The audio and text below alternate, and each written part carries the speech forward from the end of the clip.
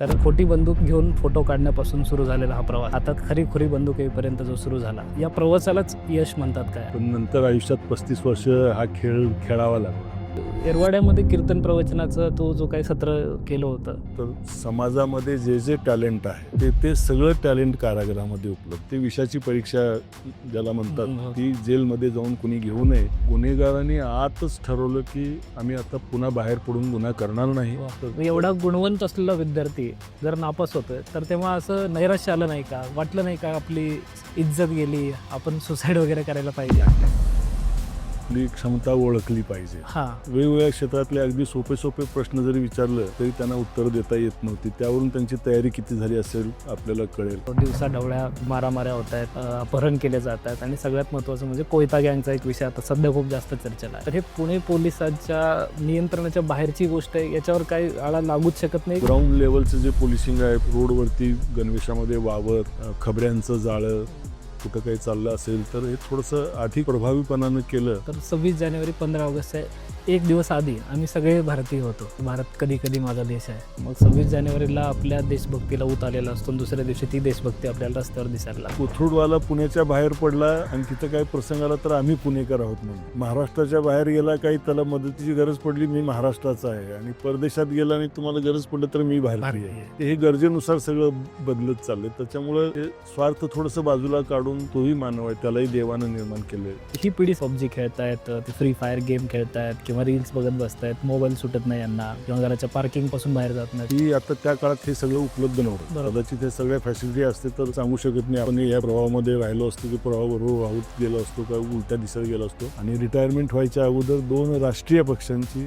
Offer लोकसभेसाठी आली होती, परंतु हे क्षेत्र आपलं नाही. लोकप्रतिनिधीचं महत्व लोकशाहीमध्ये आजही कालही अबाधित होतं, आजही आहे, उद्याही राहणार आहे. मानाचा मुजरा केला पाहिजे असे छत्रपती राजे. हे मनापासून रयतेचं भलं व्हावं. महाराजांनी स्वतःसाठी असं काहीच केलेलं नाही. जे की भलं व्हावं ते रयतेचं व्हावं असं केलं. ते वैचारिक प्रदूषण आहे असं मला वाटतंय. तर हे वैचारिक प्रदूषण या विचार परिषदेच्या माध्यमातून आपण दूर करण्याचं खूप मोठं कार्य करताय. आज कुणीतरी मस्ती केली म्हणे, माणसानं माणुसकी सस्ती केली म्हणे. सावध वारे गव्हा ज्वारीच्या दाण्यांनो, आज बुजगावण्यानेच पाखरांशी दोस्ती केली म्हणे. आज बुजगावण्यानेच पाखरांशी दोस्ती केली म्हणे. असं बुजगावण्यात जेव्हा पाखरांशी दोस्ती करायला लागतात आणि ज्यांच्यावरती खऱ्या अर्थानं या समाजाचं प्रबोधन करण्याची, संरक्षण करण्याची जबाबदारी आहे, ती लोकच जेव्हा बेजबाबदार वागायला लागतात, तेव्हा उमरग्यासारख्या ग्रामीण भागातून मुसंडी मारून एक तरुण पुण्यात येतो. येरवाडा कारागृहाचं विशेष पोलीस महानिरीक्षक पद भूषवतो आणि कैद्यातील संबंध कैद्यांना प्रवचन कीर्तनाने त्यांच्या आयुष्यामध्ये परिवर्तन घडवून आणतो. सर्वसामान्य माणसांचा वर्दीवरील विश्वास उडत असताना सर्वसामान्य माणसांना विश्वासात घेऊन शांतिदूत परिवाराचं एक अफाट जनसंघटन उभं करतो. आणि अशा व्यक्तिमत्वाच्या सोबत जर विद्या असेल, घरात अवधूत आणि ओंकाराचा वास असेल, ती व्यक्ती दुसरी तिसरी कोणी नसून साक्षात विठ्ठल असेल. भेटूयात आजच्या कार्यक्रमातील आपल्या विशेष पाहुण्यांना. 1998 राज्य केडर बॅचचे IPS विशेष पोलीस महानिरीक्षक येरवाडा कारागृह, शांतिदूत परिवाराचे विशेष सल्लागार आदरणीय डॉक्टर विठ्ठलरावजी जाधव साहेब. सर, विचार परिषदेच्या या नव्या कोऱ्या पॉडकास्टमध्ये नमस्कार. आपलं मनापासून स्वागत आहे. नमस्कार. खूप खूप धन्यवाद. सर, लहानपणी आपण खोटी बंदूक घेऊन फोटो काढायचा. तर खोटी बंदूक घेऊन फोटो काढण्यापासून सुरू झालेला हा प्रवास हातात खरी बंदूक येईपर्यंत जो सुरू झाला, या प्रवासालाच यश म्हणतात काय? आणि काय मोजावं लागतं नक्की या यशासाठी? सर्वप्रथम तर विचार परिषद पॉडकास्टच्या माध्यमातून प्राध्यापक तानाजी राठोड, त्यांचे सहकारी प्रतीकजी झाडके, हे सुद्धा उमरगा तालुक्यातूनच ग्रामीण भागातून अतिशय प्रतिकूल परिस्थितीशी संघर्ष करत तेही पुण्यामध्ये येऊन कोचिंगच्या क्षेत्रामध्ये आपण आपलं नावलौकिक केलेलं आहे. आणि आहे त्याच्यापेक्षा आणखी काही वेगळं करावं हे मनात ठेवून आपण समाजाची जी आज गरज आहे, विशेषतः वैचारिक बाकीचे बरेचसे प्रदूषण झालेले आहेत, त्याच्याबरोबर सगळ्यात महत्त्वाचं प्रदूषण जे प्रत्येक व्यक्तीला, समाजाला, कुटुंबाला च्या पुढे प्रगतीसाठी प्रश्नचिन्ह निर्माण करते, ते वैचारिक प्रदूषण आहे असं मला वाटतंय. तर हे वैचारिक प्रदूषण या विचार परिषदेच्या माध्यमातून आपण दूर करण्याचं खूप मोठं कार्य करताय. आणि विशेषतः हे आपले विचार तरुणांपर्यंत, शालेय 10वी-11वीची मुलं असतील ज्यांना वैचारिक समज आहे, अशापर्यंत जर आपण पोहोचू शकलो, आणि मला विश्वास आहे की आपण निश्चित पोहोचवाल, तर खूप मोठी बौद्धिक लेवलची आगळी-वेगळी सामाजिक सेवा आपण करतात आणि ते यशस्वी होईल असा मला विश्वास वाटतो. आपल्या या धाडसी उपक्रमाबद्दल, म्हणजे आपल्या शिक्षण क्षेत्रातील कोचिंगच्या त्या प्रोफेशनच्या व्यतिरिक्त आपण एक नवीन पायंडा किंवा नवीन वाट चोखाळताय, त्याबद्दल आपलं मनापासून हार्दिक अभिनंदन. आणि या उपक्रमासाठी आणि विचार परिषदेच्या या विचारांच्या खतखतेसाठी ही ज्वाला अशीच ठेवली पाहिजे, त्यासाठी मनापासून वैयक्तिक माझ्याकडून आणि शांतिदूत परिवाराकडून खूप खूप आपल्याला शुभेच्छा. धन्यवाद सर. आपण जो उल्लेख केलात, तर शालेय जीवनात असताना ज्यांचे पालक सुशिक्षित नाहीत, शासकीय सेवेत नाहीत, अशा मुलांच्या पुढे जवळपास ते पदवीधर होईपर्यंत कुठला उद्देश आणि काय व्हायचं हे ठरलेलं नसतंय. बरोबर. नेमकं तसंच आपल्याही बाबतीत घडलं. परंतु त्या काळामध्ये, साधारणतः 65-70च्या काळामध्ये डॉक्टर्स, इंजिनियर्स, वकील ह्या होण्याकडे कल असतो. आजही तो बहुतांश विद्यार्थ्यांचा, पालकांचा आपली परिस्थिती बघून आणि समाजात कुठल्या क्षेत्राला वाव आहे हे ठरवून आजही मोठ्या संख्येने विद्यार्थी याच्याकडे जातात. त्यामुळं पोलीस अधिकारी होणं वगैरे हे असं बालपणीच मी ठरवलं होतं असं सांगण्यात काही अर्थ नाही. परंतु एक निश्चित आहे की वडील माझे स्वातंत्र्य सैनिक होते आणि गुलबर्ग्याच्या कारागृहामध्ये सगळ्यात कमी वयाचे कैदी म्हणून त्यांची नोंद होती. तर ते कुठंतरी एक ते बीज, त्यांचे संस्कार, त्यांचे विचार, त्यांचं वागणं ह्याचा प्रभाव कुठंतरी पडलेला होता. आणि सांगण्याचा उद्देश हा खाकीचा, तसं म्हणजे 12वीपर्यंत जे आता क्षेत्र निवडण्याचं ठिकाण आजकाल 11वी-12वी नंतर असतंय, तर सुरुवातीला जेव्हा कॉलेजला गेलो तेव्हा इंजिनियर व्हायचं असं डोक्यामध्ये होतं. अर्थात तेव्हा आम्हाला ऑप्शन्स होते की बायोलॉजी आपण घेऊ शकता आणि मॅथ्सही घेऊ शकता. पण एक 2-3 विद्यार्थी आम्ही असे होतो की आम्ही बायोलॉजी घेतलं, जरी मेडिकलला जायचं नसलं तरी बायोलॉजीही घेतलं आणि मॅथ्सही घेतलं.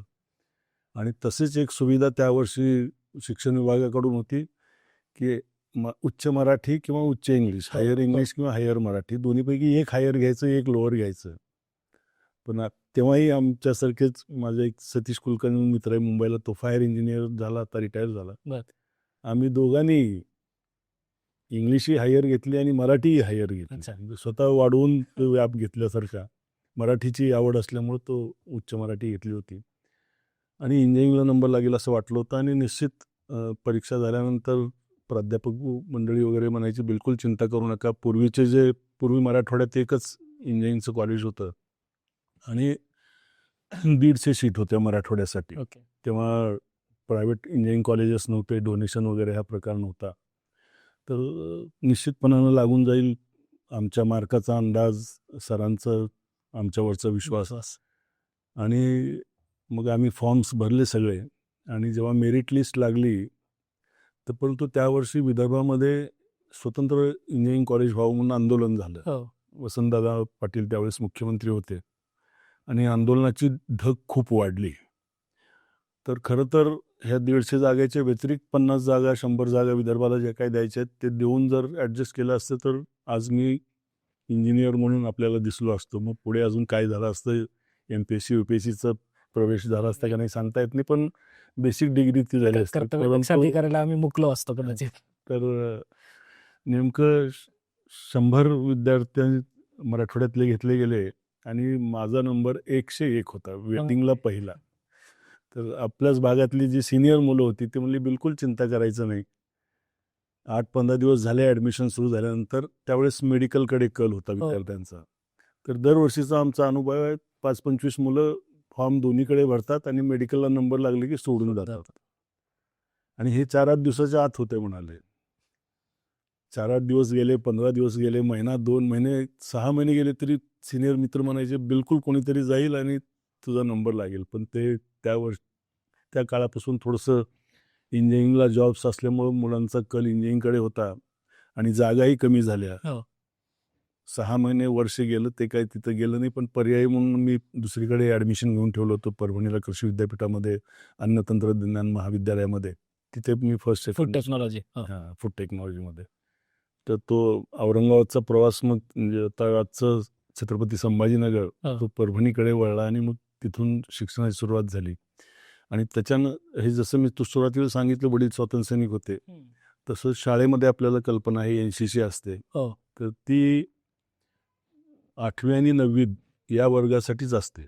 10वीचं वर्ष महत्त्वाचं आहे. अर्थात 10वी-12वीची आज जी धास्ती विद्यार्थ्यांनी आणि पालकांनी घेतलेली आहे ती त्या काळामध्ये बिलकुल असं कुठलं धास्ती घेणं, तणाव घेणं, कुणाचा आग्रह तुम्ही अभ्यास केला पाहिजे, हे झालंच पाहिजे असं बिलकुल नाही. विद्यार्थ्यांना मुक्त वातावरण होतं, आवडीने व्हायचं आणि जे अभ्यासू विद्यार्थी आहेत थोडंसं ज्यांना आवड आहे ते त्या क्षेत्रामध्ये जायचे. आणि घरात कुणी असं सरकारी नोकरदार किंवा उच्च विद्याविभूषित नसल्यामुळं कुणी गायडन्सलाही नव्हतं आणि मग त्याच्यामुळं आम्हाला कोणी दिशा देणारे नव्हतं. तर 8वीला NCC घेतली, 9वीला NCC घेतली, 10वीला आत्तापर्यंत म्हणजे त्या काळात तरी 10वीला कोणी चुकूनही NCC पुन्हा 3रं वर्ष घेत नव्हतं. मी माझ्या आवडीमुळं 10वीला असताना सुद्धा NCCमध्ये मी होतो. त्यावेळेस सार्जंट होतो. तर त्यामुळं मग आता मला वाटते मागे वळून पाहिल्यानंतर की हे खाकीची आवड कदाचित तेव्हापासूनची आहे. आणि जुन्या काळामध्ये आम्ही लहान असताना पहिल्यांदा उमरग्याला एक स्टुडिओ होता, नटराज स्टुडिओ म्हणून.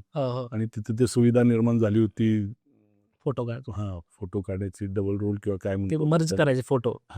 पण ते काढताना तर त्यामुळे तेव्हा लहानपणी एक हाऊस म्हणून एका हातात रिव्हॉल्वर घेऊन रोखलेलं आणि दुसऱ्या हातात हँड्सअप असं केलं होतं.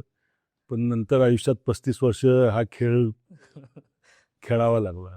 तेव्हा असं वाटलंही नसेल की आपल्याला आयुष्यात पुन्हा हाच खेळ पण खेळायचा. कुठंतरी नियती म्हणा किंवा काही गोष्टी ठरलेल्या असतात त्याप्रमाणे त्या कदाचित ते अंकुर तेव्हा आम्हाला कळलं नसेल, जाणीव झाली नसेल, पण ती ओढ कुठेतरी घेऊन गेली. आणि त्याचं महत्त्वाचं कारण हे सुरुवातीचं झालं. पण जेव्हा MPSCचे प्रेफरन्स द्यायचे असतात तर 99% किंवा खूप अधिक प्रमाणामध्ये मुलं डेप्युटी कलेक्टरला पहिला प्रेफरन्स देतात. मी एकमेव असा त्या बॅचमध्ये तरी होतो की माझा प्रेफरन्सच DYSPला होता. अच्छा. आणि तेच पुढे अवधूतमध्येही आहे. तो UPSCची परीक्षा 3दा प्रिलिम पास झाला. पण त्यांनी फॉर्म भरताना IAS, IRS वगैरे काही नाही. एकच चॉईस किंवा पहिला चॉईस IPS होता. त्यामुळं नंतर मात्र ठरवून इकडं आलो होतो. त्यामुळं हा योग आला. मला वाटतं सर तुम्ही आत्ता जो सगळा प्रवास सांगितला तर मुलांना नेमकं हे MPSC, UPSC किंवा करिअर हे काय जर हे उमगलंच नसेल तर मला वाटतं दिशा भरकटण्याचे चान्सेस थोडेसे जास्त असतात. आता आजकाल बहुतांश जी परिस्थितीला संघर्ष करणारी मुलं आहेत आणि शेवटी प्रत्येक विद्यार्थ्याचा असेल, कुटुंबाचा असेल, सिक्युअर्ड जॉब मिळाला पाहिजे. आणि आपल्याकडे आजही मोठ्या प्रमाणावरती विशेषतः ग्रामीण भाग असेल किंवा मध्यमवर्गीय ह्याच्यामध्ये ॲश्युअर्ड इन्कम देणारी ॲश्युअर्ड नोकरी पाहिजे.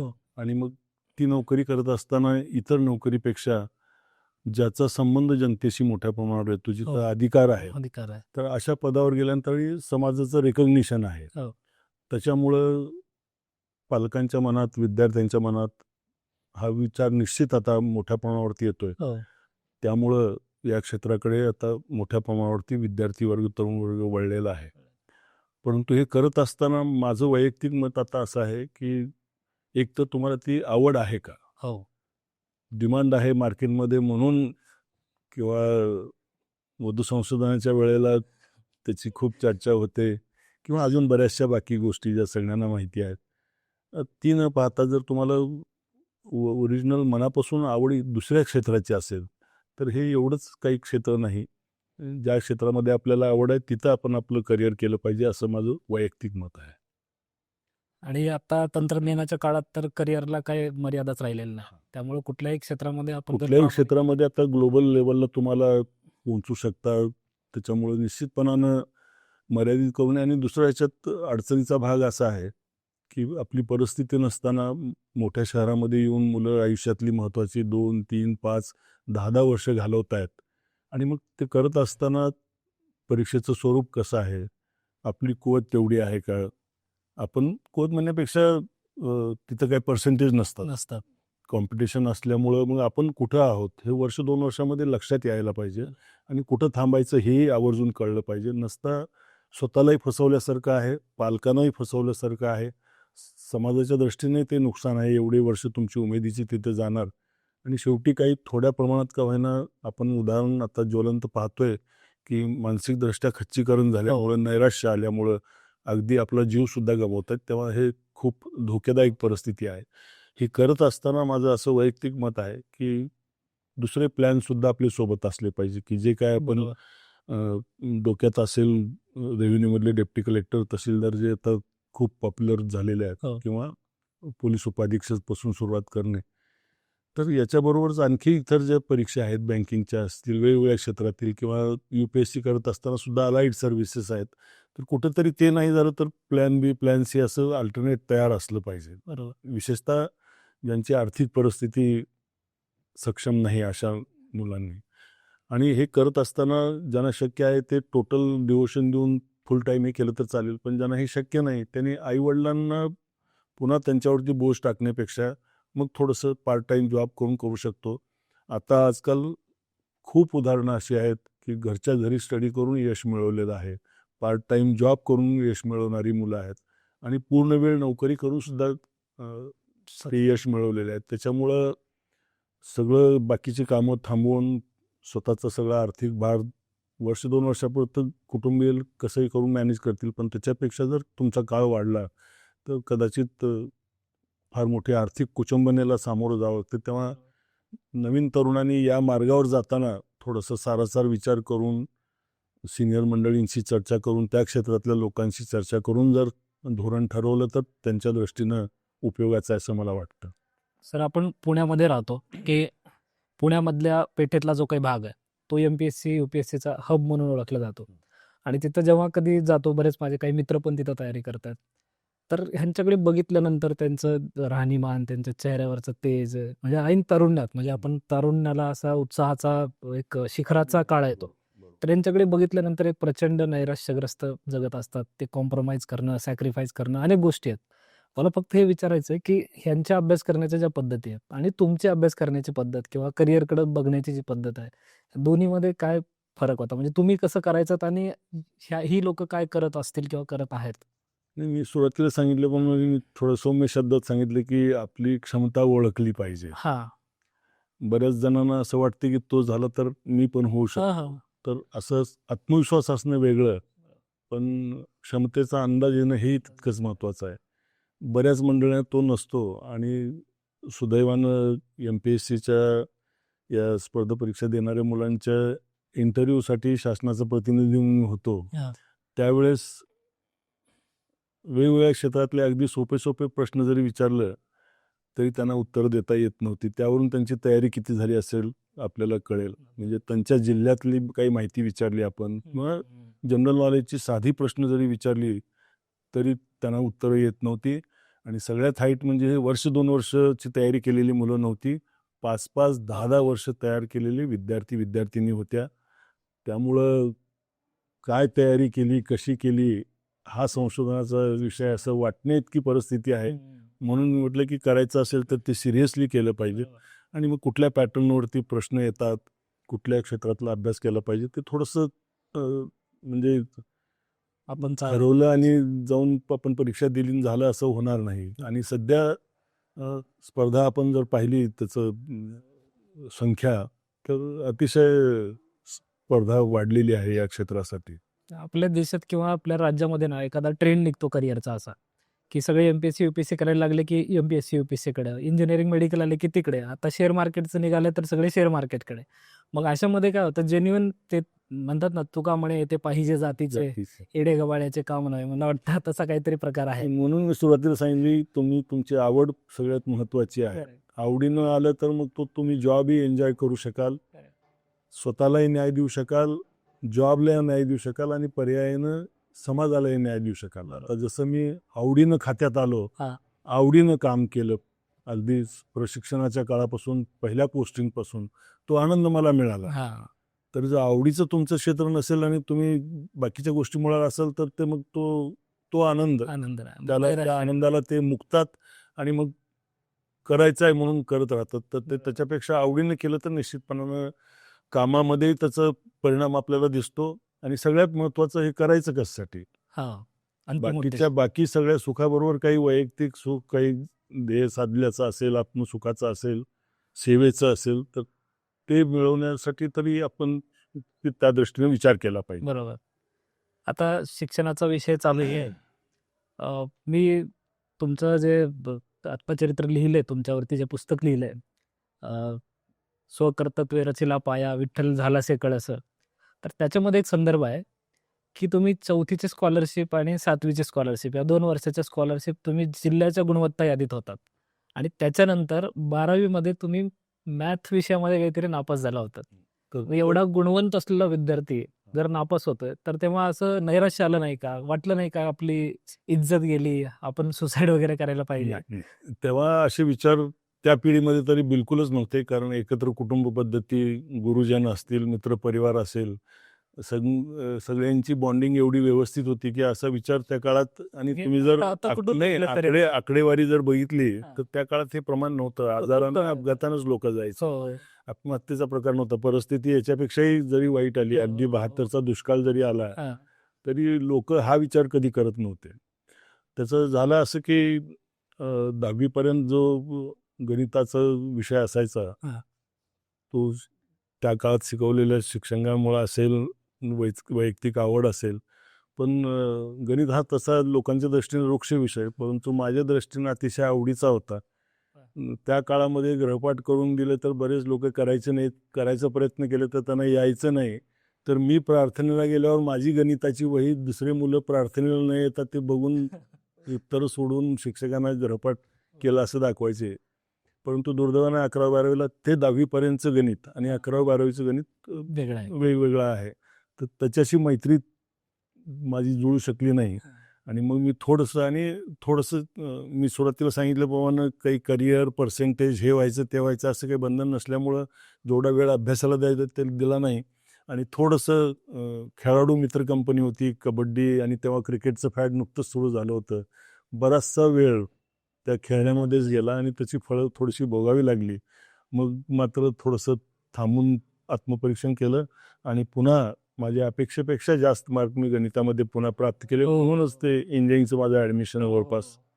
नंतर त्या काळात मी असं ऐका की तुम्ही शाळेमध्ये रात्री अभ्यासाला थांबायचा, तुम्ही 2-3 मित्रजण थांबून, आणि त्याच्यानंतर रात्री तुम्ही गणिताच्या शिक्षकाला 2 वाजता जाऊन उठवायचा. तो काय किस्सा आहे? तो 11वी-12वीचाच गणिताचा.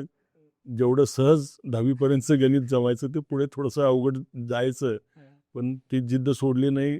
2-3 गणिताचीच आवड असलेली मुलं आम्ही रात्री कॉलेजमध्ये जाऊन वर्गामध्ये त्या ब्लॅकबोर्डचा वापर करून, तेव्हा बाकीच्या ह्या असल्या कुठल्याच सुविधा नव्हत्या, आणि तिथं मग गणित सोडवायची, तिथं चर्चा करायची. आणि तिथं जर 2-3 मित्र होते, 2-3 मित्र अतिशय हुशार होते, पण काही काही प्रश्न असे असायचे की ते अवघड असायचे. तर मला अजूनही आठवतं, गणिताचे चव्हाण सर होते, महादेव गल्लीच्या जवळ त्यांचं घर होतं. रात्री 12:30, 1, 1:30ला जाऊन, 2ला जाऊन आम्ही प्रश्न विचारले. तर ते हेच होतं की म्हणजे ज्या विषयात अपयश आले त्या विषयात अपेक्षेपेक्षा जास्त घेतल्यावरच थांब.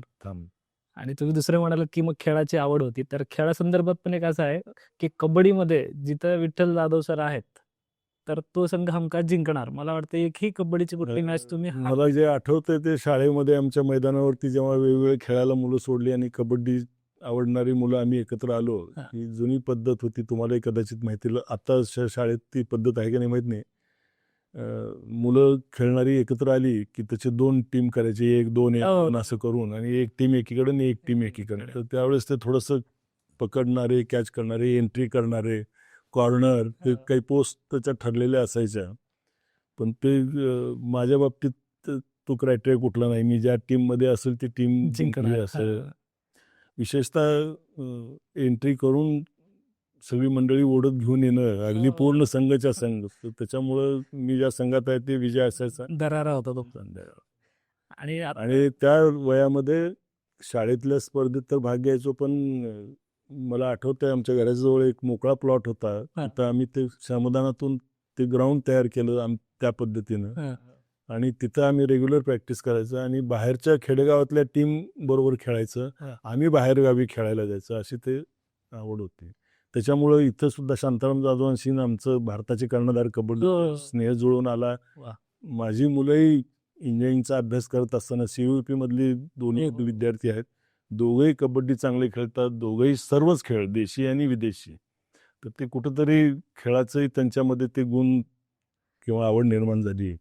तुम्हाला सर अशी खंत वाटत नाही की तुमच्या पिढीनं जसं तुम्ही तुमच्या मुलांना हे कबड्डीचं म्हणजे आपण मुलांना काय दिलं पाहिजे तर संस्कार दिले पाहिजे तर कबड्डीचे संस्कार दिले.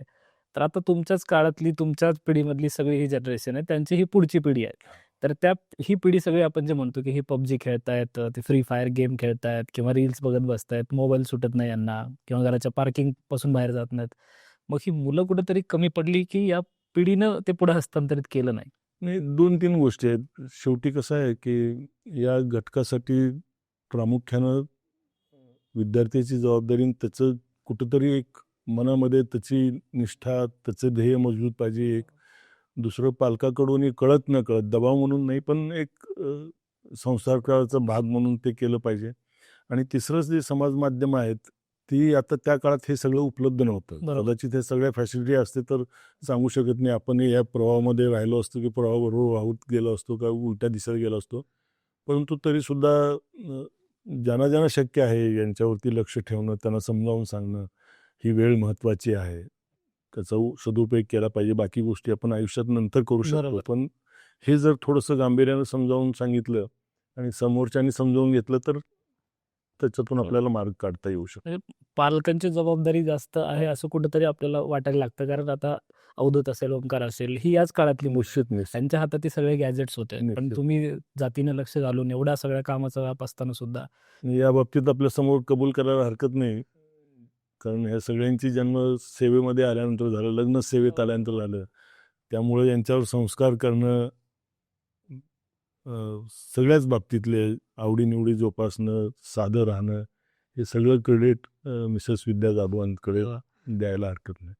मी तिकडे येणारच होतो की एक तर तुमचा हा सगळा परिवार आहे, त्याच्यानंतर सगळे प्रशासकीय सेवेतले मित्र आहेत, हा सगळा एवढा सगळा अफाट जनसमुदाय आहे. या सगळ्यातून तुम्ही कुटुंबाला वेळ देता, त्याच्यानंतर स्वतःच्या फिटनेसवरती पण काम करता. हे सगळं टाइम मॅनेजमेंट कसं आहे? म्हणजे आमच्यासारख्यांना एखादं कुठलं तरी आम्ही स्टार्टअप केलेलं असतं, आम्ही त्याच्यातच हरवून जातो. हे कसं काय जमतं? पुन्हा सांगतो की सुदैवानं या सगळ्या गोष्टीची आवड असली पाहिजे. बरोबर. आवड असली की वेळ मिळतो, सवड मिळते. माणसामध्ये मी रमतो त्याच्यामुळं कुणाशी नाळ जुळते. त्या पुस्तकामध्ये वाक्य आहे, लेखकाने लिहिलेलं आहे की परग्रहावरून जर एखादा कोणी माणूस आला तर तो पहिल्यांदा माझ्याकडे येईल, असं तो अतिशयोक्ती आणि विनोदाचा भाग आहे. पण ही गोष्ट खरी आहे. समाजातल्या वेगवेगळ्या क्षेत्रातील गरीब श्रीमंत असतील सगळ्यांशी, आणि मी नेहमी सांगतो की आमच्या संपर्कात आलेला माणूस प्रेमाच्या आमच्या कस्टडीतून पुन्हा त्याची जमानत नाही किंवा सुटका नाही. तर त्या दृष्टीनं हे सगळे संबंध खात्यातील असो, इतर खात्यातील असो किंवा समाजातील कुठल्याही क्षेत्रातील लोकांशी असो, तो संवाद आपण कायम ठेवलेला आहे. साहेब, रिटायर झाल्याच्या नंतर माणसं स्वप्न बघतात की आपण इकडे फिरायला जाऊ, आपले जे काही पैसे जमा झालेले आहेत ते इकडे खर्च करू, आरामात जीवन जगू. मी तुमच्याकडे जेव्हा बघतो तेव्हा मला वाटतं रिटायरमेंट झाल्याच्या नंतरही तुमच्या कामाचा व्याप काही कमी झाला नाही. एवढ्या सगळ्या सत्कार सोहळ्याला हजेरी लावणं, तुम्ही सत्कार सोहळे आयोजित करणं, रक्तदान करणं, पर्यावरणावरती काम करणं, ही कसली रिटायरमेंट आहे नक्की? खरं तर मी पुन्हा पुन्हा सांगतो की ही सगळ्या गोष्टी करताना मनापासून आनंद मिळतो. आणि त्याच्याही पुढे चालून जेव्हा सेवेमध्ये होतो तेव्हाही ज्या भागात गेलो, शासकीय काम झाल्यानंतर तिथली माहिती घेणं, तिथल्या वेगवेगळ्या क्षेत्रातल्या लोकांशी संपर्क ठेवणं आणि हे करणं, आणि त्यात मग परत महिन्याची 15 दिवसाची सुट्टी घेतल्यानंतर तेव्हाही कुटुंबासोबत जिथं जिथं जाणं शक्य आहे ते, म्हणजे खात्यात असतानाही 2-3 परदेशात जाऊन आलो, देशातले बरेच ठिकाणं जाऊन आलो. विशेषतः अध्यात्माची आणि धार्मिक मला आवड असल्यामुळं जे 12 ज्योतिर्लिंग म्हणतो, काही पुरी म्हणतो, ते महत्त्वाची सगळी ठिकाणं पाहून झालेली होती. तर आवड असेल आणि ते हे असेल तर ते अशक्य नाही. आणि सगळ्यात महत्त्वाचं काही लोकांना वाईट वाटेल, परंतु काय मिळवायचं आहे आणि हे सगळं कशासाठी करायचं आहे हे जर मनाशी थोडं अंतर्मुख होऊन विचार केलं तर अतिशय आनंदानं समाधानानं सगळं काय आपण मॅनेज करू शकतो असं मला वाटतं. साधं राहणं, कमी अपेक्षा ठेवणं आणि दुसऱ्याच्या मदतीला जाणं, सेवा करणं, हे जर एकदा विचार तुमच्या कॉम्प्युटरमध्ये फीड झाले मानसी विचार, तर हे काही अवघड नाही. थोडक्यात जगण्याचा उद्देश कळला पाहिजे की कशासाठी जगायचं, कशासाठी जगतं. सेवेचा विषय आला म्हणून मला आठवलं की तर एक गाणं आहे की बाई मी विकत घेतला श्याम. त्याच्यामध्ये नाही खर्चली कवडी माया, नाही खर्चली कवडी दमडी, दमडी. नाही मोजला दाम, बाई मी विकत घेतला श्याम. कुणी म्हणे ही असेल चोरी, कुणा वाटते असे उधारी, जन्मभरीच्या श्वासा इतके मोजिले हरिनाम. बाई मी विकत घेतला श्याम. तसं मला असं वाटतं की तुम्ही विठ्ठल विकत घेतलाय. त्याचे कारण सांगतो. एक, तुमचं नाव विठ्ठल. दुसरं, तुमची पत्नी ही रुक्मिणीसारखी तुमच्या सोबत सदैव सोबत असते. तिसरी, की तुम्ही एरवाड्यामध्ये कीर्तन प्रवचनाचं तो जो काही सत्र केलं होतं ते सगळं. त्याच्यानंतर तुमचं घर सुद्धा ज्ञानेश्वर पादुका चौकात आहे. म्हणजे हा सगळा जो सेवेचा भाव आहे सगळं, तर तुम्ही विकत घेतला नाही का विठ्ठल, असं मला वाटतं कधी कधी. मी तर विकत घेतला नाही, पण विठ्ठलाने मला घेतलं जवळ असं मी वा. मानतो. आणि त्याचं कारण असं आहे, हा विशेष पोलीस महानिरीक्षक कारागृह ही माझी शेवटची पोस्टिंग होती. त्याला अच्छा. वगळून संपूर्ण सेवा एक्झिक्युटिव्ह ज्याला आपण म्हणतो, राज्यातल्या अतिशय संवेदनाशील अशा ठिकाणी प्रशिक्षण असेल, पोस्टिंग्ज असतील, सगळ्यात चॅलेंजिंग ठिकाणी पोस्टिंग केलेले आहेत. ही आणि अगोदरच्या काळामध्ये गुन्हेगारांना पकडण्याचं काम, शोध लावणं, पकडणे, ही बाजू बघायचो. आणि कारागृहाच्या पोस्टिंगमध्ये मग ते गुन्हेगार जेव्हा मध्ये असतात तेव्हा त्यांची दुसरी बाजू बघायला मिळाली. ती एकच पोस्टिंग होती शेवटची माझी. त्यावेळेस थोडंसं बाकी हे अध्यात्म असेल, इतर जीवनातले अनुभव असतील, तर आजही राज्यामधल्या कारागृहामध्ये आपण जर पाहिलं तर समाजामध्ये जे जे टॅलेंट आहे ते सगळं टॅलेंट कारागृहामध्ये उपलब्ध आहे. बापरे. म्हणजे कारागृहामध्ये तुम्हाला डॉक्टर्स मिळतील, इंजिनियर्स मिळतील, बँकिंग क्षेत्रातील लोक मिळतील, समाजातल्या सर्व क्षेत्रातील लोक मिळतील. आता दुसरा भाग असा आहे की ज्याला हॅबिच्युअल ऑफेंडर म्हणू आपण, की सराईत गुन्हेगार, ती संख्या खूप कमी आहे आणि छोटी मोठी गुन्हे करणारे आहेत. पण बहुतांश लोक हे जे शरीराविरुद्धचे गुन्हे घडलेले आहेत ते मनावरती नियंत्रण नसल्यामुळं भावनिक होऊन एक क्षणामध्ये त्यांच्या हातून काही घटना घडली अशा खाली आलेल्या आहेत. काही लोक आत्ताच्या काळामध्ये, ज्याला ईस्टर्नचा जमाना म्हणतो, कष्ट न करता किंवा कमी कष्टामध्ये आपली स्वप्न पूर्ण करायची, जी काही त्यांची स्वप्न आहेत आपल्याला सगळ्याला माहित आहेत, आणि त्याच्यासाठी मग जाणीवपूर्वक चुकीच्या मार्गानं, फसवणुकीच्या मार्गानं असे गुन्हे केलेली मंडळी आहेत. परंतु पुस्तकातून वाचून, सिनेमामधून बघून कारागृहाचं जीवन काय आहे ते आपल्याला कळणार नाही. त्याचं कारण असं सांगतो की आता आपण मुक्त जगामध्ये मुक्त श्वास घेतोय, आपल्या नातेवाईकासोबत, कुटुंबियासोबत घालवतोय आपला वेळ. जे काही चांगला वाईट तुम्ही ज्या पद्धतीने घालवता, जिथं जायचं आहे तिथं आपण जाऊ शकता, मित्रपरिवाराशी भेटी घेऊ शकता. पण जेव्हा कारागृहामध्ये शिक्षा भोगत असताना तर ती वाईटच परिस्थिती आहे, कारण तो 5 वर्ष, 7 वर्ष जन्मठेप, बरोबर, हा कालावधी तर खूप मोठा आहे. पण इवन तुम्हाला जामीन मिळेपर्यंतचा सुद्धा जो काळ असतोय त्या काळात तुम्ही कुणाला भेटू शकत नाही. त्याच्यामुळं तुमच्या आवडीनिवडी, खाण्यापिण्यापासून ते तुमच्या सहवासात घरच्या माणसांचा सहवास असेल, मित्रपरिवारांचा सहवास असेल, ह्याची काय किंमत असते ते मध्ये गेल्यानंतर कळतं. त्यामुळे निश्चितपणानं कुणीही आपल्या हातून चुकूनही असे कुठलं कृत्य घडू नये आणि ते विषयाची परीक्षा ज्याला म्हणतात ती जेलमध्ये जाऊन कुणी घेऊ नये असं आपल्या विचार परिषदेच्या निमित्तानं आवर्जून सांगावं वाटतं. कारण हे सोपं नाही जीवन.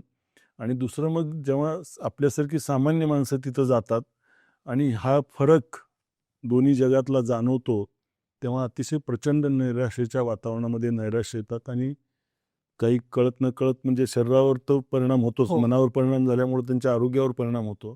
आणि जे थोडेसे ज्यांची मानसिक शक्ती किंवा स्थिती कमजोर आहे असे लोक तर यशस्वी कमी पण अयशस्वी प्रयत्न आत्महत्येच्या आत करतात. म्हणजे मरणं त्यांना जास्त सोपं वाटायला लागत असेल त्या तर त्या तेव्हा हे सगळं टाळण्यासाठी त्या मार्गावरून जाणंच आपण म्हणजे चुकूनही जाता कामा नये. मुळात आणि मग तिथं गेल्यानंतर की मग हे काही ठरवून गुन्हे करून आलेली लोक नाहीत, हो बहुसंख्येनं आलेले. आणि मग आता आहे तिथला काळ त्यांचा तुम्ही भौतिक सुविधा कितीही दिल्या म्हणजे आता पूर्वीपेक्षा निश्चितपणानं संपूर्ण देशामध्ये मानवी मूल्यांचं मानवी हक्कांचं लोक आवाज उठवल्यामुळं movements, हा. खूप सुधारणा झालेल्या आहेत. परंतु तरीसुद्धा बाहेरच्या मुक्त जगातलं वातावरण तिथं मिळूच शकत नाही. तर त्याच्यामुळं ती निराशा कायम असतेच. ती खंत आणि ते पदोपदी जाणवत असते.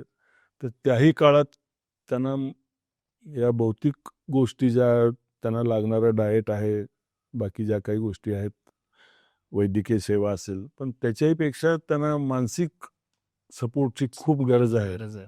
आणि ते कुठल्या या बाकीच्या माध्यमातून मिळते असं मला वाटत नव्हतं. आणि ती दृष्टी, ती त्यांची भूक, हो जेव्हा आम्ही भेटीला जायचं, खरं तर भेटीला जायची गरज नाही. आपण थोडंसं डोळे बंद करून विचार केला तरी माणसाला काय काय लागतं त्याच्यामध्ये ह्या गोष्टी लिखित नसल्या, खरेदी मिळत नसल्या तरी ते अत्यावश्यक आहेत.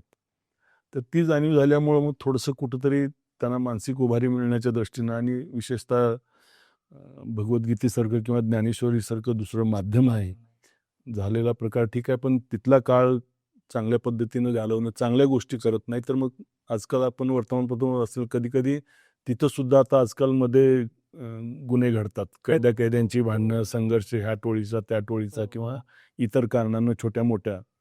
तर ती सगळं व्यवस्थित ठेवण्यासाठी याचा खूप उपयोग झाला. आणि विशेषतः ही वैयक्तिक माझी आवड जरी असली या क्षेत्रातली, कारण राज्यातली फार मोठ्या वेगवेगळ्या क्षेत्रातली मोटिवेशनल स्पीकर्सची संख्या असेल, प्रवचन कीर्तन करणाऱ्या हरिभक्तपरायण तज्ज्ञ मंडळींचे माझ्या संपर्कामध्ये होते. पण ही करण्याला परवानगी तेव्हा डॉक्टर उपाध्याय सर इथे होते. त्यांनी पूर्ण मुभा दिल्यामुळं हा कार्यक्रम आपण फक्त येरवडा कारागृहात नाही, महाराष्ट्रातल्या सगळ्या कारागृहात, आणि फक्त कीर्तन नाही, सगळ्या क्षेत्रातले चांगली लोक, वा त्यांनाही खूप उत्सुकता असते आतलं जग पाहण्याची, त्यांनाही या निमित्तानं संधी मिळते. अगदी नाना पाटेकर असतील, जॅकी श्रॉफ असतील किंवा समाजातले सगळे अविनाश धर्माधिकारी सर गेले, सगळ्या क्षेत्रातील दत्ता कोहिनकरजी जातात नेहमी. अच्छा आणि फक्त ज्ञानेश्वरीच नाही तर कुराण, बायबल, जे तिथं मंडळी आहेत ज्या धर्माचं पालन करणारी, आचरणात आणणारी, त्या सगळ्या लोकांनी तिथे प्रयत्न केलेले आहेत. आणि काही उदाहरणं तर अशी आहेत की ती वातावरण निर्मिती झाल्यामुळं गुन्हेगारांनी आतच ठरवलं की आम्ही आता पुन्हा बाहेर पडून गुन्हा करणार नाही. वा आणि त्याच्याही पुढे चालून आणखी काही लोकांनी आम्ही इथंच माळ घाला आम्हाला गळ्यामध्ये, क्या बात. पण ते सुरक्षेच्या कारणामुळे तसं करता येत नव्हतं. पण त्याच्यानंतर मी सेवानिवृत्त झाल्यावर काही उदाहरणं माझ्या कानावरती आली की लोकांनी स्वतःहून आळंदी आणि देहूला जाऊन शपथा घेतल्या आणि तिथं चांगले कार्यक्रम काही अन्नदानाचे, दानाचे केले. तेव्हा ही त्यांचं परिवर्तन घडून येऊ शकते, कारण त्यांच्यातही चांगला माणूस आहे, फक्त त्याला तो जागा केला पाहिजे, त्याला उभारी दिली पाहिजे. तेव्हा निश्चितपणानं खूप मोठ्या संख्येनं ही मंडळी आहेत. आणि मी सुरुवातीला सांगितलं की समाजात जे टॅलेंट आहे ते सगळं टॅलेंट आत आहे. तुम्ही काहीही सांगा, कुठल्याही क्षेत्रातला माणूस तुम्हाला महाराष्ट्राच्या कारागृहामध्ये तो निश्चितपणाने मिळणार. बापरे. मुळात ही संवेदनशीलता असणं की या कैद्यांच्या मध्ये पण एक माणूस दडलेला आहे हे ओळखणारा अधिकारी मिळणं ही काळाची गरज आहे. खरं तर हे माणुसकीच्या सेवेचं ईश्वरी कार्य नियतीने किंवा परमेश्वरानं करून घेतलं असं मी मानतो. आणि मला ती संधी दिली. शासनाचेही आभार मानतो की त्या विभागात माझी नेमणूक केली. साहेब, आपण पुण्यात आहेत आणि पुण्यामध्ये आता जे प्रकार आपण बघतो, दिवसा ढवळ्या मारामाऱ्या होत आहेत, अपहरण केले जात आहेत, आणि सगळ्यात महत्त्वाचं म्हणजे कोयता गँगचा एक विषय आता सध्या खूप जास्त चर्चेला आहे. तर हे पुणे पोलिसांच्या नियंत्रणाच्या बाहेरची गोष्ट आहे, याच्यावर काही आळा लागूच शकत नाही. ह्याचं मेन कारण काय, म्हणजे मला हे जाणून घ्यायचं की 2-4 गोष्टी आहेत. म्हणजे पोलिसांनी ठरवलं तर फार हे अवघड आव्हान आहे अशातलं बिलकुल नाही. परंतु एक आहे की पॉप्युलेशन जे लोकसंख्या म्हणतो तो प्रकार खूप वाढलेला आहे. आणि पुन्हा तेच की कामधंदा न करता नाही, मुळात जे टीनेजर्स आहेत म्हणजे एकदम तेच- किशोरवयीन मुलं किशोरवयीन कुठलीही मुलं म्हणजे कामधंदा करायचं नाही, कष्ट करायचे नाही थोडक्यात. आणि अशा पद्धतीनं चुकीच्या मार्गानं जाऊन करणं आणि मग ते करत असताना समाजातल्या पूर्वी कसं जेवढा धाक घरचा असायचा तेवढा शाळेतल्या गुरुजनांचा असायचा, महाविद्यालयातल्या प्राध्यापकाचा असायचा, समाजात जी काही मंडळी समाजाचे रोल मॉडेल्स आहेत त्या त्या गावातले त्या त्या समाजातले त्या प्रत्येकाचा धाक असायचा. आता हे एवढा पसारा आपला वाढला आहे की आपल्या शेजारी काय चाललंय याच्यावर आपण लक्षही देत नाही, आपलं नियंत्रणही नाही. बरोबर. तेव्हा हे बेसिक गोष्टी आहेत आणि त्यात मग परत थोडंसं ग्राउंड लेवलचं जे पोलिसिंग आहे, रोडवरती गणवेशामध्ये वावर, खबऱ्यांचं जाळं, कुठं काही चाललं असेल तर हे थोडंसं अधिक प्रभावीपणानं केलं. आणि आता कायद्याच्याही बऱ्याचशा गोष्टी आहेत. जो धाक असायला पाहिजे की खूप लवकर शिक्षा होते, गुन्हे लवकर लवकर चालतात. आता गुन्ह्यांची संख्या कोर्टामध्ये किती हजारो लाखो केसेस पेंडिंग आहेत. त्याच्यामुळं काय केलं तर काय होते हे पाहायला काही उदाहरण नाही की जामीन मिळू शकतो असं काय. ते त्या क्षेत्रातले लोक त्यांना चुकीचे सल्ले किंवा काही काही वेळेला त्यांना ते उपलब्धी करून देतात ज्या सुविधा ते पाहिजे वापर करायचे त्यांचा. तर आणि बऱ्याच वेळेला आपलं खदखदीचा हा विषय आहे विचारांची, तर स्थानिक मंडळीकडून त्यांना कळत न कळत त्यांच्या फायद्यासाठी त्याचा वापर करून मग तो कधी संकटात सापडला तर त्याला मदत करण्याची भूमिकाही काही वेळेला घेते. आणि मग त्या नेत्यांच्या मंडळीच्या दबावाला बळी पडून जर काही अधिकाऱ्यांनी चुकीचं केलं तर मग ते थोडंसं त्याचाही परिणाम जाणवतो. पण बहुतांशरित्या अगदी सुलभ पद्धतीनं हे नियंत्रण आणू शकतात. शेकडो उदाहरणं अधिकारी आपण बघत असाल सोशल मीडियावरही, तोही धाक आहे. पण सगळ्यात महत्त्वाचं सगळ्यांचा धाक असला पाहिजे. एकट्या पोलिसावरती ही जबाबदारी सोपवून काम आपण नामानिराळे राहू, पालकांनी नामनिराळे राहू, समाजातल्या बाकी धोरणांनी नामनिराळे राहू असं चालणार नाही. की हे सामाजिक प्रॉब्लेम आहे, याला जबाबदार असलेल्या सगळ्यांनी याचा विचार केला पाहिजे. त्याचं उदात्तीकरण कुठं करतोय आपण, त्याला कुठं संधी देत आहेत. मग त्यावेळेस प्रचार माध्यमं असतील, समाज माध्यमं असतील, समाजातले चांगला विचार करणारे लोक असतील, या सगळ्यांनी एकत्रित विचार केला तर ही काही मोठं चॅलेंज नाही. त्याचा एक धागा कुठेतरी मला वाटतं कुटुंब व्यवस्थेजवळ जातो. आणि अगोदर आम्ही बघितलेलं आहे की गावामध्ये शक्यतो हे प्रमाण दिसतात की एखादा मुलगा चुकीचं काहीतरी करत असेल गावात, तर गावातलं कुठलाही व्यक्ती एखादा वयस्कर पूर्ण हक्क तो त्याला हक्काने आवाज द्यायचा आणि म्हणायचं तो हे कोणाचं पोरग आहे, लगेच सांगू का तुझ्या बापाला. मग तो मुलगा तिथल्या तिथं दचकून घाबरून. पण आता हे प्रमाण थोडं कमी दिलंय. तो काहीतरी करत असेल तरी मला काय बदललेली सामाजिक व्यवस्था. हा एक्झॅक्टली. आणि मला माझ्या मोबाईल मधलं विश्व मला जास्त प्रिय आहे. मग माझ्या बाजूला काय चाललंय, ह्या सगळ्या गोष्टी ह्यालाच थोडंसं माणुसकी आणि संवेदना जर हरवली तर मग एक नाही अनेक प्रश्न निर्माण होऊ शकतात आणि त्या प्रश्नाला आपण सामोरे जातो असं मला वाटतंय. आणि दुसरं, ज्या जुन्या गोष्टी आपल्या कुटुंबातल्या असतील, धर्मातल्या असतील, व्यवहारातल्या असतील, ते जुनं म्हणजे सगळं कालबाह्य आणि पाश्चिमात्य म्हणजे सगळं चांगलं फायद्याचं आणि तेच आयुष्याला उपयोगी आहे, ही चुकीची धारणा आहे. तर वैयक्तिक मला असं वाटतं दोन्हीचं बॅलन्स केला गेला पाहिजे. ज्या जुन्या गोष्टी आपल्या कुटुंब चालीरीती होत्या, पद्धती होत्या, आपली कुटुंब व्यवस्था होती, समाज व्यवस्था होती, ती घेणं आणि पाश्चिमात्यांकडून आलेले काही वैज्ञानिक नवीन नवीन शोध असतील, काही चांगल्या सुविधा असतील, तर दोन्हीचं कॉम्बिनेशन आपण जर केलं तर समाज समतोल, तो व्यक्ती समतोल गाठला तर ते कुटुंब सगळंच व्यवस्थित चालू शकते. टोकाची भूमिका घेतली, नवीन स्वीकारणार नाही, जुनं सोडणार नाही, तर मग थोडंसं वेगळ्या परिस्थितीला आपल्याला सामोरं जावं लागेल. ह्याच्याच एक पाऊल पुढे जाऊन असं विचारतो की तुमचा जो सामाजिक संघटन आहे, तर शांतिदूत परिवार असं नाव आहे. शांतिदूत संघटना, शांतिदूत प्रतिष्ठान असंही देता आलं असतं. हे परिवारच्या मागचं काय नेमकं गमक आहे? ते परत माझी जी काही विचारधारा आहे, परिवार प्रत्येकाला समजताना मी परिवारातला सदस्य असं समजतो. त्याच्यामुळं कुठली संघटना, कंपनी असे काही, परिवार ह्या शब्दामध्ये एकतर आपुलकी, स्नेह आहे, जिव्हाळा आहे आणि तो शब्दच बरंच काही सांगून जातो सगळ्याच गोष्टीमुळं. आणि शांतिदूत ह्याच्यामुळं ठेवलं की एकतर 30-35 वर्ष खात्यामध्ये काम केल्यानंतर त्याच्या आमच्या या शांतिदूतचे 5 वैशिष्ट्य आम्ही ठरवून घेतलेले आहेत. राष्ट्रभक्ती, जे प्रत्येकाला, प्रत्येक राष्ट्रासाठी, समाजाला, व्यक्तीला, कुटुंबाला गरजेचे आहे. दुसरं शांतता. मग ती शांतता सगळ्यात सामाजिक शांतता असेल किंवा खरं तर मानसिक शांतता आजच्या काळात जास्त महत्त्वाची आहे. डिप्रेशनमध्ये जाणाऱ्याची संख्या आणि मानसोपचार तज्ज्ञांची संख्या म्हणजे आता कमी पडत आहेत आपल्या लोकसंख्येच्या मानाने मानसोपचार तज्ज्ञ. तर ती मानसिक शांतता सुद्धा त्याच्यामध्ये आहे. आणि मानव सेवा आणि निसर्ग सेवा. मानव म्हणून आपण जन्मलो तरी इतर मानवाची आपल्या हातून सेवा घडावी. निसर्ग ज्याने आपल्याला घडवलं किंवा जगण्यासाठी आपला श्वास घेतल्यापासून ते श्वास संपेपर्यंत निसर्गाशिवाय आपण राहू शकत नाही. तर त्याची कुठेतरी सेवा करणं, अर्थात मग प्रदूषण टाळणं, चुकीच्या गोष्टी न करणं, ह्या सगळ्या गोष्टी म्हणजे कुठला विषय सेवा करणाऱ्याला शिल्लक राहत नाही ह्या दोन हेड खाली. बरोबर.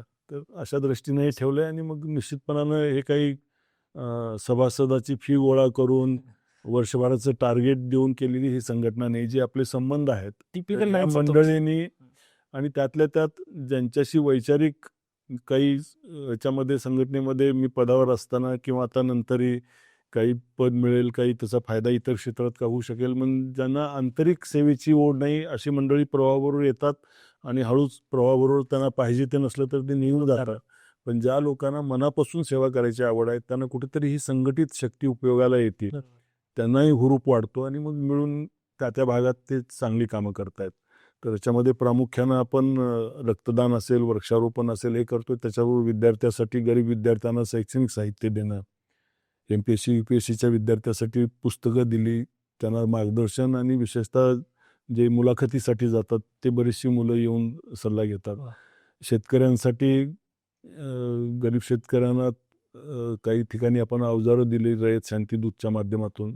पण त्याच्याही पेक्षा सध्याचं मार्केटिंग काय आणि कुठल्या गोष्टीचं पीक आपण घेतलं पाहिजे आणि त्याची मार्केटिंग कसं केलं पाहिजे या दृष्टीनं आणि विशेषतः आता बऱ्याचशा लोकांचं आरोग्याकडे पाहण्याचा दृष्टिकोन बदलल्यामुळे पूर्वी तर सगळं सेंद्रियच होतं, त्याच्यामुळे काही दुष्परिणाम नव्हते. पण आता आपण खाणारी भाजी, घेतलेलं धान्य, घेतलेलं दूध, त्याच्यामध्ये भेसळ नाही आहे, कुणी छातीवर हात ठेवून सांगण्यासारखी परिस्थिती नाही.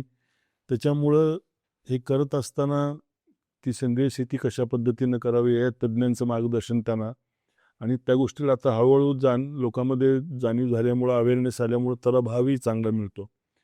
तर अशाच कृषी क्षेत्रातल्या तज्ज्ञ शास्त्रज्ञांचं, अधिकाऱ्यांचं आणि प्रत्यक्षात ज्यांनी हे सगळं अवलंबलं आहे अशा तज्ज्ञ लोकांचं शेती करणाऱ्या तज्ज्ञांचं शिबिरांचं आयोजन करून आपण शेतकऱ्यांनाही मार्गदर्शन करतो. विशेषतः जे वृद्धाश्रमामध्ये राहतात, अच्छा, बहुतांश संख्येनं जे सेवा म्हणून करतात तिथं गरीब समाजातले लोक येतात. पण दुसरं दुर्दैवाचा भाग म्हणजे ज्यांची आर्थिक परिस्थिती चांगली आहे, ज्यांची मुलं परदेशात आहेत, ज्यांचा बँक बॅलन्स लाखो रुपये आहे, अशी लोक सुद्धा मी जेव्हा वृद्धाश्रमात जातो तेव्हा भेटतात. त्यांना फक्त सहवासाची गरज असते, देखभाल प्रॉपर होण्याची गरज असते. तेव्हा अशी घटक असतील. दिव्यांगांची संख्या खूप मोठ्या प्रमाणावर आहे. तिथं काही छोटी मोठी त्यांच्या गरजा वेगळ्या आहेत. तर त्या जे आपल्या त्या भागातील आपली मंडळी ते सेवेचं कार्य सेवा समजूनच करतात. त्याच्यामध्ये कुठलाही दुसरा उद्देश नाही. एक वृद्धाश्रमावरून मी कोथरूडच्या भागात राहतो, तर तिथं मी हे प्रमाण बघितलं. त्यातल्या त्यात लॉकडाऊनमध्ये हे प्रमाण मला जास्त दिसायला लागलं, की मुलांना आईवडील शिकवतात, खूप मोठे करतात, हे मुलं परदेशात जातात, तिकडंच स्थायिक होतात. परत इकडं आईवडील आहेत की नाही फक्त फोनवर थोडंफार विचारणा होते, त्याच्या पलीकडे काय भूमिका राहत नाही. लॉकडाऊनमध्ये काय झालं होतं, मी ज्या सोसायटीत राहायचो तिथं एक आजी एक्सपायर झाली होती. 2-3 दिवसानंतर सोसायटीला कळलं की ती गेली आणि त्याच्या मुलाला, तो USA मध्ये कुठेतरी राहायचा, फोन करून सांगितलं की असं असं झालंय. त्यांनी कॉर्पोरेशनला फोन करून सांगितलं की तुम्ही सगळे कार्यक्रम उरका, मला होणं नाही. ह्याच्यात नेमकं मला वाटतं चूक कोणाची आहे? म्हणजे आईवडिलांनी जास्त शिकवू नये असं, की संस्कार द्यायला कुठेतरी कमी पडतात, की ही मुलं कृतज्ञ होतात नंतर, ती जाणीव ठेवत नाहीत? म्हणजे काय वाटतं याच्यावर? थोडंसं सर्वच बाजूने विचार केला तर सर्वच घटकांची थोडीशी जबाबदारी याच्यामध्ये निश्चित आहे. कुणाही एकट्यालाच जबाबदार धरता येणार नाही. आणि हे मुलांचं चांगलं व्हावं हे प्रत्येक पालकांची अपेक्षा असते. परंतु तिथे गेल्यानंतर तिथली परिस्थिती बघणं आणि मुळात व्यक्तीच्या स्वभावामध्ये आहे. परदेशात गेलेले प्रत्येकजणच असे वागतात असं नाही. अगदी सकाळ संध्याकाळ दिवसातून 3दा व्हिडिओ कॉल करून विचारणारे असेही आहेत. असेही आहेत.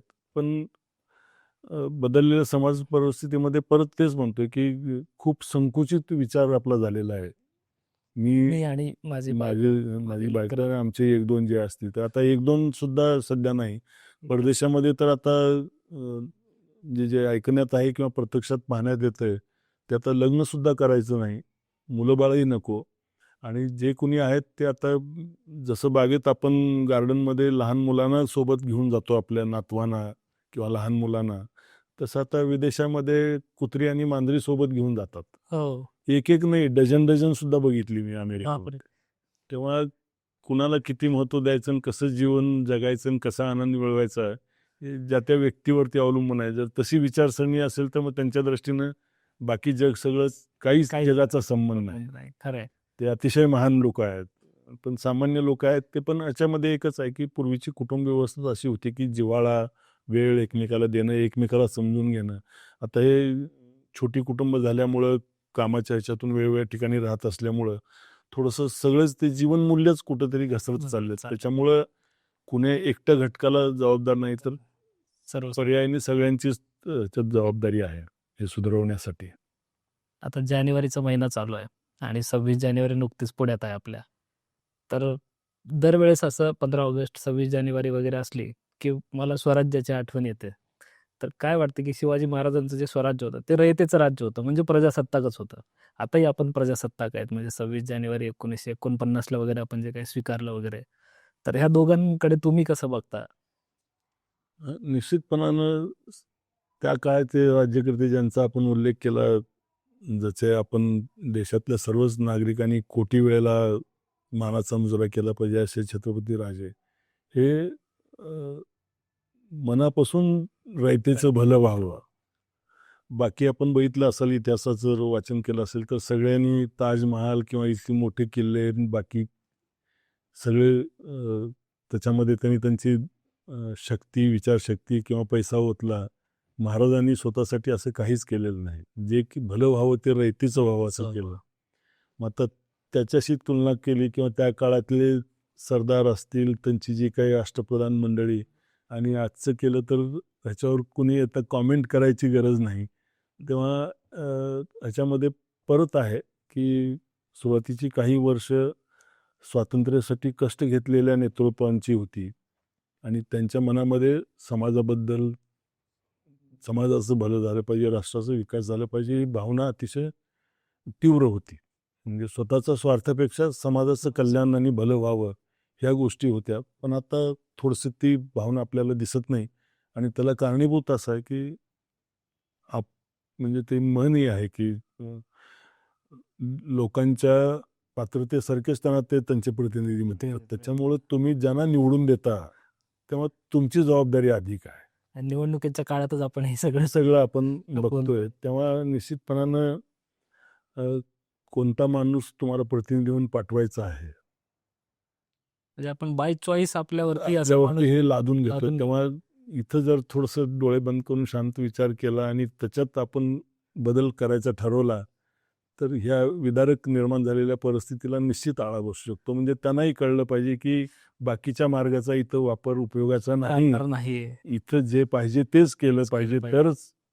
क्षणिक प्रलोभनाला बळी न पडता लॉंग लास्टिंग विचार. आणि परत दुसरं, की एकदा हाती सत्ता आल्यानंतर मग त्याचा वापर कुणासाठी करायचा, स्वतःसाठी किती करायचा, किती पिढ्यासाठी करायचा, हेही आता संशोधनाचे विषय होऊ लागले. तेव्हा म्हणजे कुठंतरी अपेक्षेपेक्षा जास्त पाहिजे. आणखी निसर्गाचे, ईश्वराचे आभार मानले पाहिजे, की रिकाम्या हातानेच पाठवतो, रिकाम्या हातानेच घेऊन जातो. तरी सुद्धा हे एवढा सगळा पसारा वाढवतात. त्याच्यामुळं आता एखाद्याची 10 घरं असली आणि कितीतरी प्रॉपर्टी असली तरी त्याला शेवटी झोपायला किती जागा लागणार आहे, किती कमवला तरी आपल्या उदरासाठी किती लागणार आहे. त्याच्यामुळं कुठंतरी थांबलं पाहिजे. हे कुण्या एखाद्या घटकाबद्दल नाही, प्रत्येकाबद्दलच आहे, की कुठंपर्यंत चालायचं आहे, कुठंपर्यंत धावायचं आहे, कुठं थांबायचं आहे, कुठं विश्रांती घ्यायची आहे, हे सगळं कशासाठी करायचं आहे, हे जर तुम्ही थोडंसं ठरवलं तर तुमची गाडी व्यवस्थित, भले तुमचा बुलेट ट्रेन नसो, ब्रॉडगेज नसो, नॅरोगेज नसो, पूर्वी मीटर गेज होतं आपल्या मराठवाड्यात, तर ते मीटर गेजवरून तुमची गाडी सुरळीत सुखानं, समाधानानं, आनंदानं जाऊ शकते. सगळे चॉईस तुमच्याकडे आहेत. तर तुम्हाला बुलेट ट्रेननं जायचं असेल तर ती अवेलेबल आहे. पायी जायचं असेल तर ती आहे. पण तुम्हाला काय पाहिजे आणि कशा पद्धतीनं हे एकदा सूत्र ठरलं आणि मग हे थोडंसं आजकाल तो काय करू लागलाय, त्याचं काय आहे, याच्यामुळं मग ते त्या मार्गानं जाऊन ती संख्या वाढत संख्या जाते. वाढत तर आहे. थोडंसं रोल मॉडेल्स असतील किंवा असे विचारचे सुदैवानं सगळ्या क्षेत्रामध्ये चांगली दिशा देणारी लोकं आहेत. पण ते थोडंसं ते ऐकणं आणि गांभीर्यानं व्यवहारात आणणं बरोबर. ही कमी मंडळी आहेत. पण आणि दुसरं एक आहे की परिवर्तनाचा हा काळ असतो. हे कुठलाही एक विचार किंवा ही कायम टिकत नाही. ही सायकल आहे. सायकल आहे. आता सायकल थोडीशी वेगळ्या दिशेनं वर चालली आहे. ती निश्चित खाली येईल आणि पुन्हा चांगल्या दिशेची सायकल सुरुवात होईल आणि निश्चित चांगला काळ मानवतेसाठी, राज्यासाठी, देशासाठी येईल आणि तो आपण बघूया निश्चित. दिस जातील दिस येतील, येतील. भोग सरेल सुख येईल. साहेब मला हे पण वाटतं की जेवढे हे राज्यकर्ते वगैरे जबाबदार आहेत तर लोक म्हणून पण म्हणजे आपण पण सर्वसामान्य लोक तर 26 जानेवारी 15 ऑगस्टच्या एक दिवस आधी आम्ही सगळे भारतीय होतो आणि मग ते रामदास फुटाणे म्हणतात तसं भारत कधी कधी माझा देश आहे. म्हणजे लोकांची पण हीच मानसिकता की वर्षभर आम्ही भारतीय नसतो, वर्षभर आम्ही महाराष्ट्रीयन असतो, गुजराती असतो, पंजाबी असतो, हे असतो किंवा कदाचित पुणेकर असतो, कोथरूडकर असतो. 25 जानेवारीला 14 ऑगस्टला मात्र आम्ही भारतीय होतो. याच्यात दोन गोष्टी आहेत. एक तर स्वातंत्र्य मिळवण्यासाठी ज्या आपल्या पूर्वजांनी काय त्याग केलाय याची जाणीव आजच्या पिढीला नाही.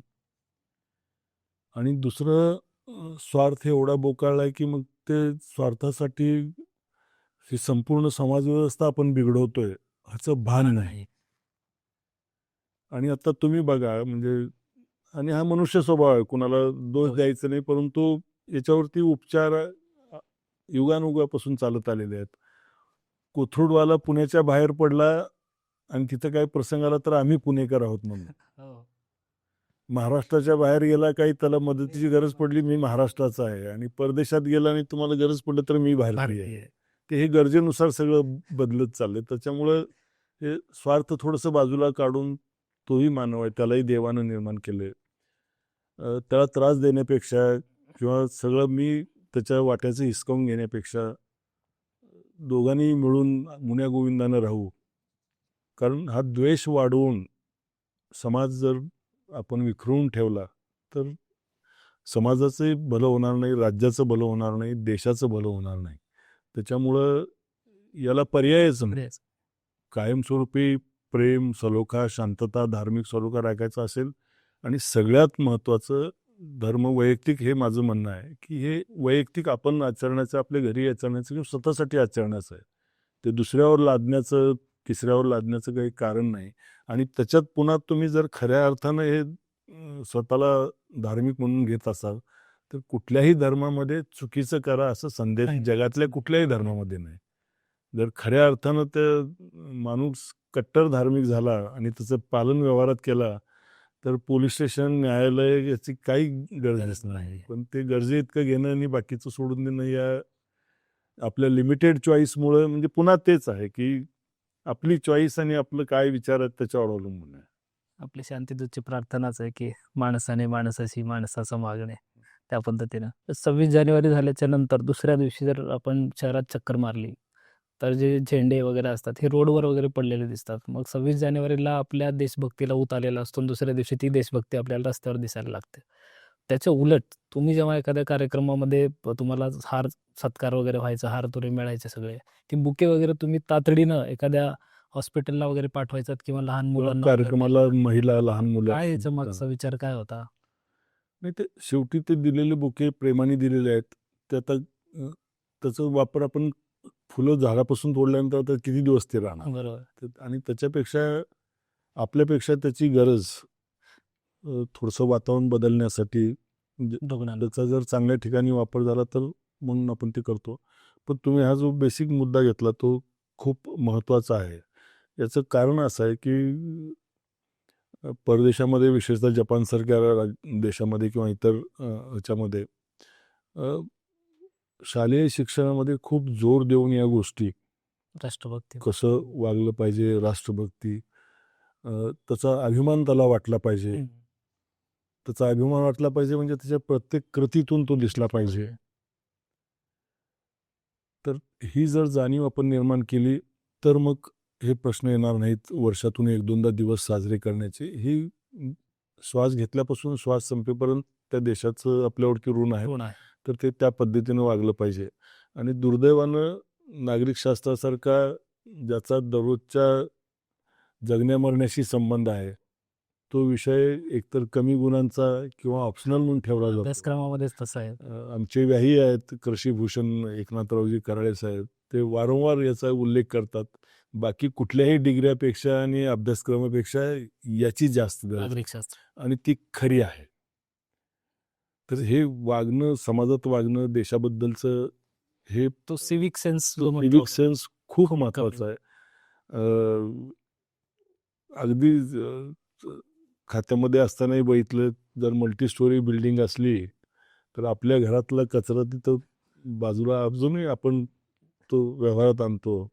दुसऱ्याला काय ह्याचा त्रास आहे या गोष्टी आपण बघत नाही.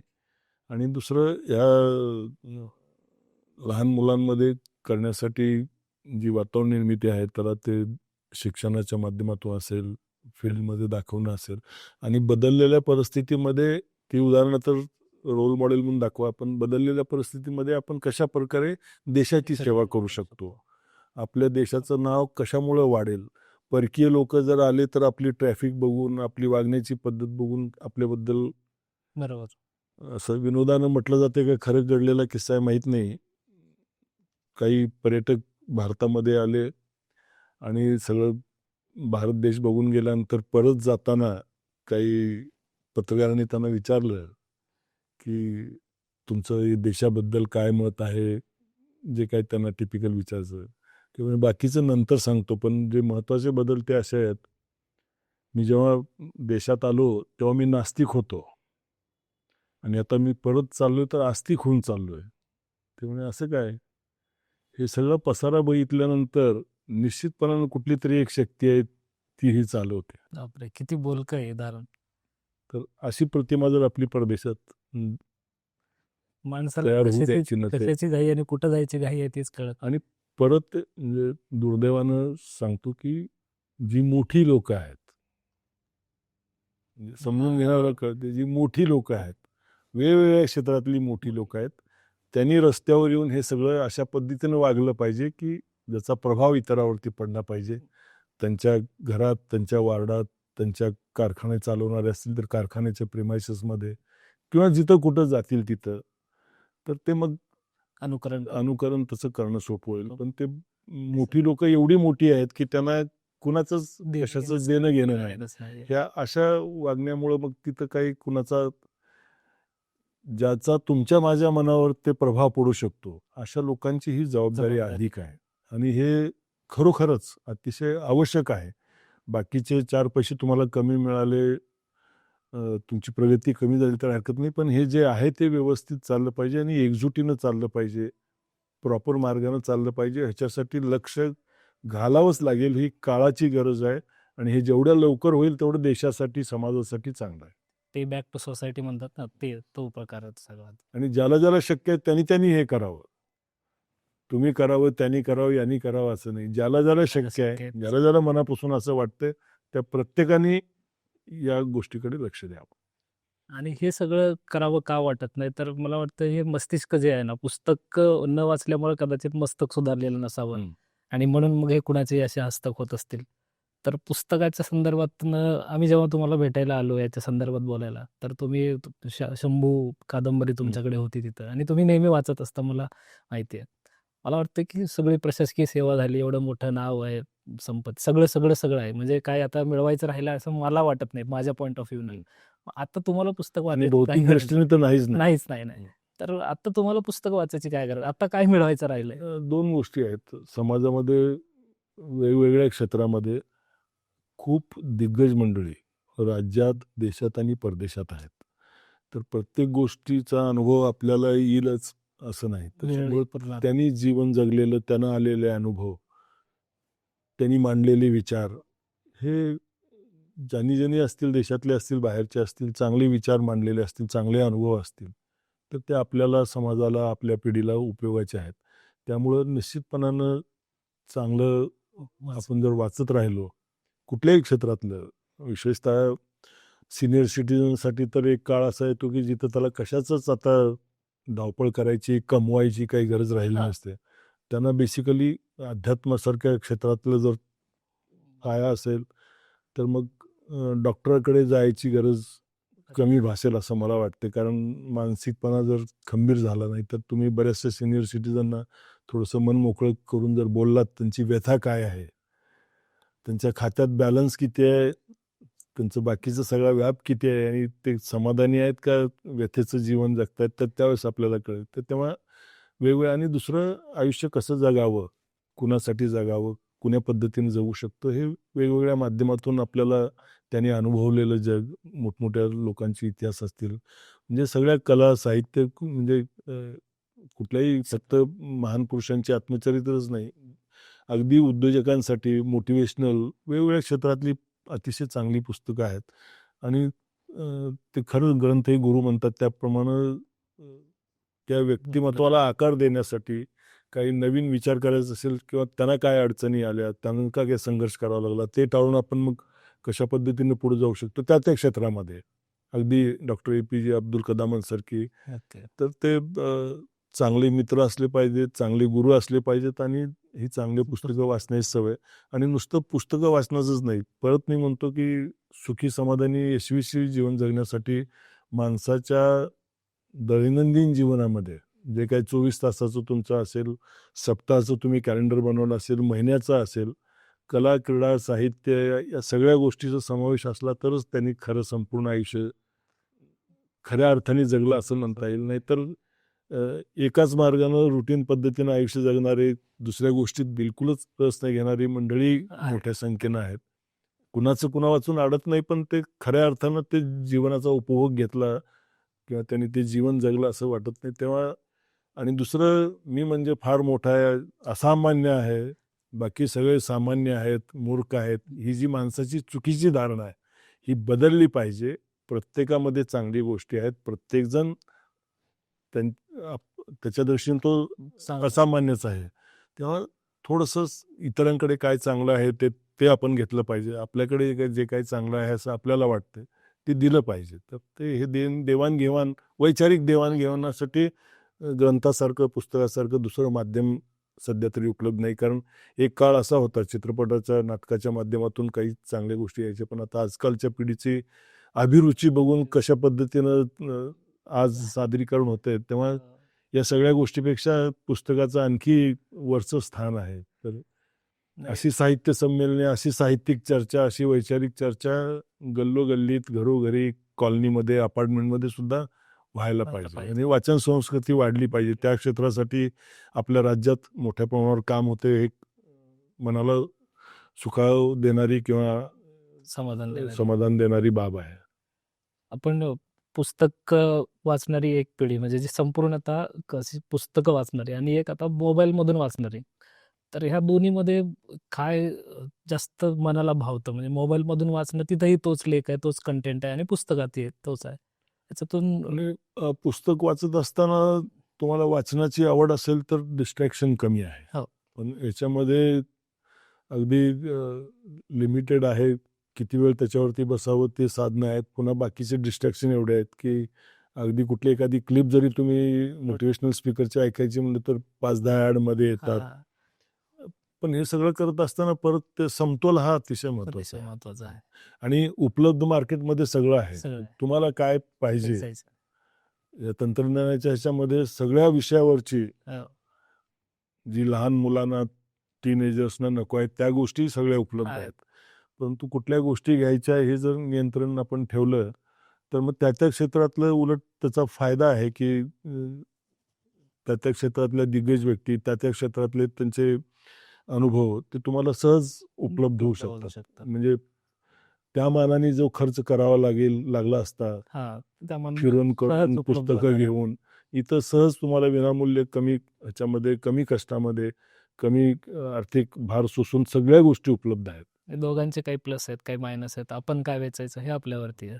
आणि ते वाचालपेक्षा आता वाचाल तर समृद्ध व्हायला, असं काहीतरी आत्ताची सध्याची Yes, परिस्थिती yes, आहे. नक्की. त्याच्यानंतर एक प्रश्न असा पण विचारायचा होता की तुम्हाला आतापर्यंत म्हणजे कोणता पुरस्कार मिळाल्यापेक्षा किती पुरस्कार मिळाले, असा हाऊ मच मध्ये विचारायला लागेल.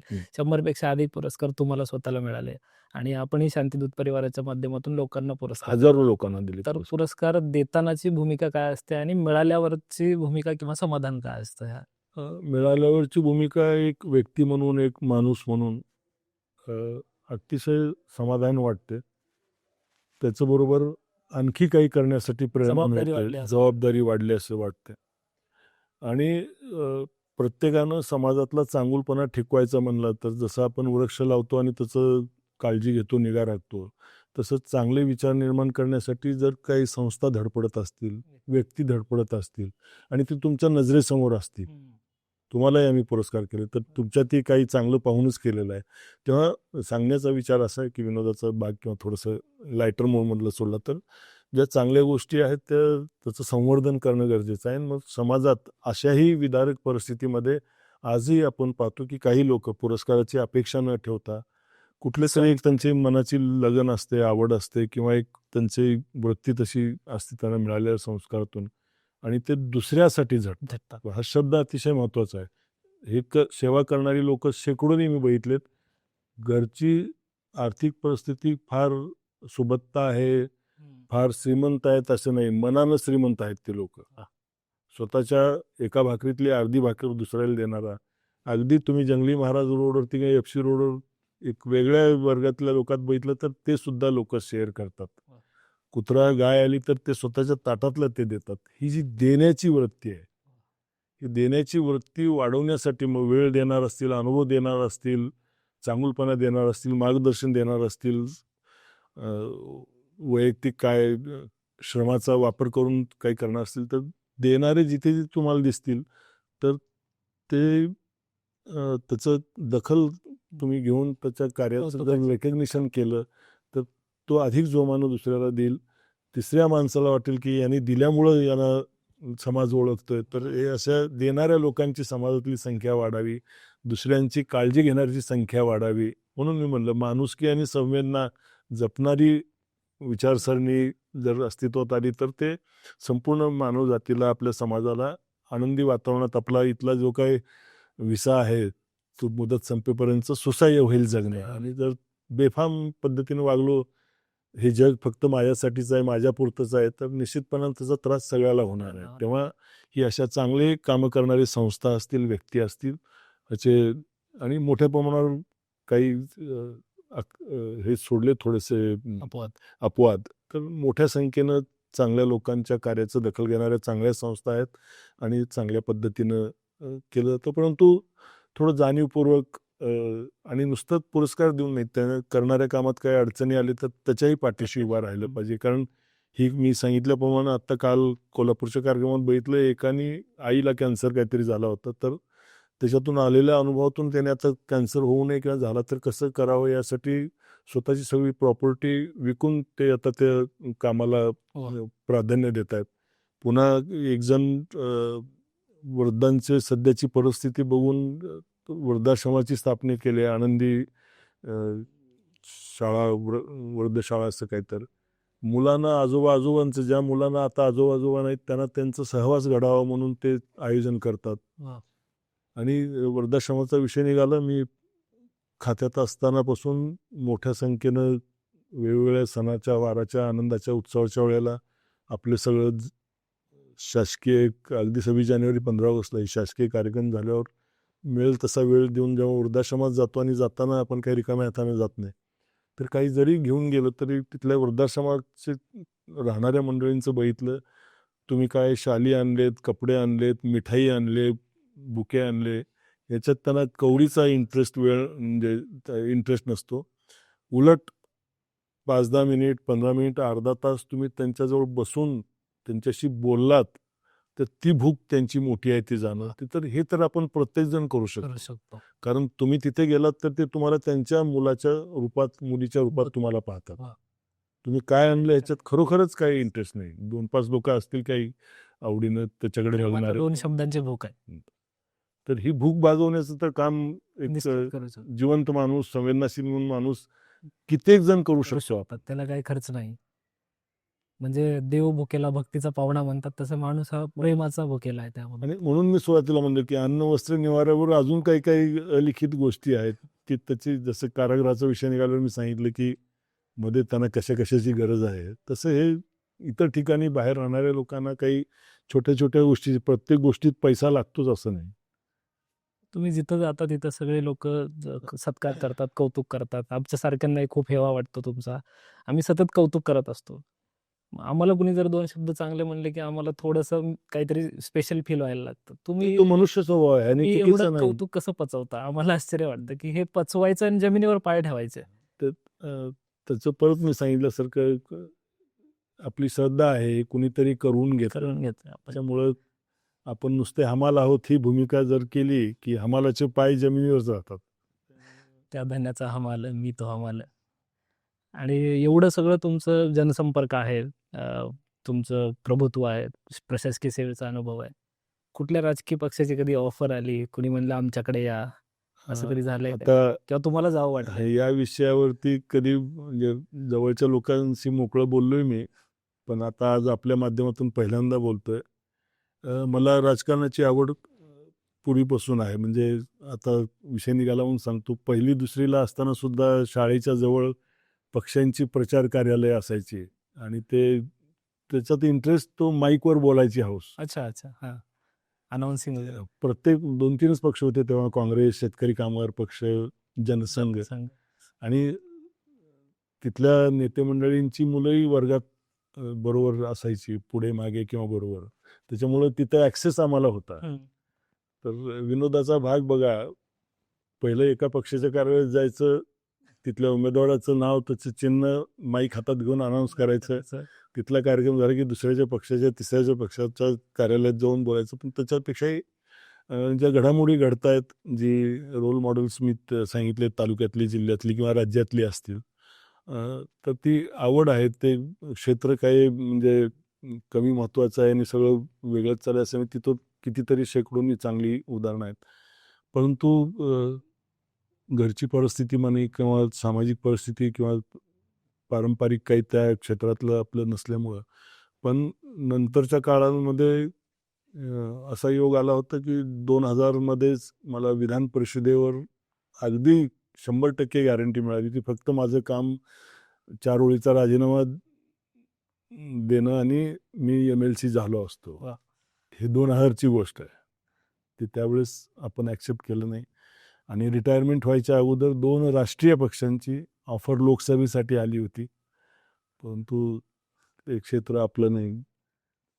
कारण या मंडळींचे आपले संबंध आहेत. काही पण मला वाटतं आताही तुम्ही तेच काम करता जनसेवेचं. तिथं जाऊन मला वाटतं अजून कदाचित आता तुम्ही जेवढ्या स्वतंत्रपणे ते करू शकताय. नाही, आजकाल परिस्थिती कशी झाली की पूर्वी विरोधी पक्षात असो, कुठल्याही पक्षात असो, एक असं द्वेषाची भावना नव्हती. विरोधाला विरोध नव्हता. आता आज कसं आहे की तुम्ही एखाद्या पक्षात गेलात तर मग बाकीचे तुमचे डोळे झाकून सगळे शत्रू होणार. म्हणजे मग तुम्ही चांगलं केलं तरी मग मी विरोधच करणार. किंवा जे काय असेल, हां. त्याच्यामुळं एकीकडे तो ब्रँड लागला की बाकी सगळे तुमच्या दृष्टीनं आणि म्हणजे तुमचा त्यांचा स्वभाव तुम्ही स्वभाव माणसं जोडण्याचा. त्यामुळे असं फुटाफुटीच्या काही गोष्टी करायचा कधी विचारच नसेल झाला. एक आहे की चांगलं करणाऱ्या माणसाला अधिक प्रभावीपणानं ज्या शासकीय योजना आहेत, जे जनतेचे प्रश्न आहेत, ते त्या व्यासपीठावर तो मांडू शकतो. म्हणजे लोकप्रतिनिधीचं महत्त्व लोकशाहीमध्ये आजही, कालही अबाधित होतं, आजही आहे, उद्याही राहणार आहे. परंतु एखाद्याची इच्छा जरी असली, मी सांगितलं तुम्हाला आवड आहे, मी जवळपास खूप मुख्यमंत्र्यांच्या मतदारसंघामध्ये, केंद्रीय मंत्र्यांच्या मतदारसंघामध्ये सेवा केली. त्याच्यामुळं जवळून त्याचे सगळे अनुभव, परिचय आहे. परंतु तुम्ही चांगलं काम करणार असाल तर आता तो मार्ग आता सोपा राहिला नाही. अच्छा. त्याचं कारण असं आहे, ते एकतर खूप खर्चिक झालेलं आहे. सामान्य माणूस कुणीच, तुम्ही म्हणा, मी म्हणा किंवा अजून समाजातले जे इच्छुक आहेत, सन्मार्गानं जाणाऱ्या मंडळींच्या आवाक्यातल्या ह्या गोष्टी राहिल्या नाहीत. त्याला कारण पुन्हा आपण नागरिक आणि आपण जनताच आहोत. तर जिथं तुम्हाला सहज शक्य आहे आणि तिथं तुमची कदर होऊ शकते, लोकांना तुमची गरज आहे असं वाटेल, तर त्या क्षेत्रात बहिष्कार टाकावा अशी परिस्थिती नाही. तिथं जाऊन सुधारणा तुम्हाला करता आली, योगदान देता आले तर अवश्य करावं. मी हे वैयक्तिक माझ्याबद्दल नाही बोलत, ज्यांना ज्यांना आवड आहे आणि ज्यांना अशी संधी मिळाली तर त्यांनी ती संधी सोडावी असं मी म्हणणार नाही. आणि हेच ते घराणेशाही आहे किंवा आपण चौकात ते फ्लेक्सवरती कार्यकर्ते बघतो. त्यांना लोक उपासक न म्हणतात की हे फक्त सतरंजा उचलणारे आहेत कार्यकर्ते असं. आणि ते झेंडा चित्रपटामध्ये ते गाणं आहे ना, की आजवर ज्यांची वाहिली पालखी भलताच त्यांचा देव होता. आपण एखाद्यावरती प्रचंड निष्ठा ठेवून त्याचं काम करतो आणि तो व्यक्ती लगेच आपल्या विचाराशी तडजोड करून दुसऱ्याच विचारात जातो. हे सगळं तो कशासाठी करतो, हा, पुन्हा आपण फिरून तिथंच येतो. तिथंच येतो. हे सगळं जे चाललंय हा. ते कशासाठी, हे त्यांनी स्वतःही विचार केला किंवा आपणही विचार केला तर ते पुन्हा एकूण तिथंच येतं. एक शेवटचा प्रश्न घेऊ आणि थांबू, की तुम्ही आता पुण्यात आहात आणि मूळचे तुम्ही उमरगा, धाराशिव जिल्ह्यातले.